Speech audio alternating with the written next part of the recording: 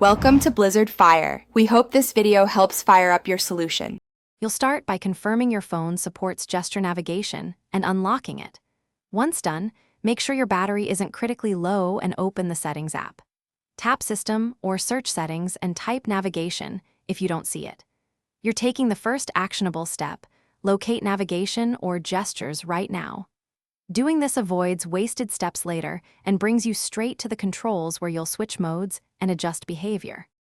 You'll now choose the gesture system and customize how it behaves.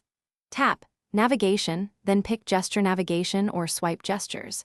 You can adjust sensitivity so back swipes aren't triggered accidentally, and set whether a bottom bar or full screen swipe is used.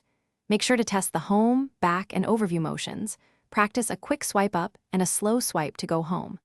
These tweaks ensure gestures feel natural and reduce accidental inputs. Finish by testing each gesture thoroughly. Swipe up to go home, swipe up and hold for recent apps, and swipe from the side for back. If a gesture doesn't respond, make sure no accessibility service is overriding navigation.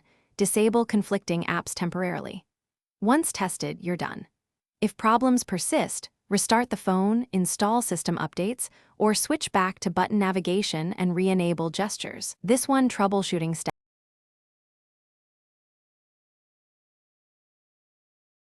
Thanks for watching. If you found this helpful, don't forget to like and subscribe.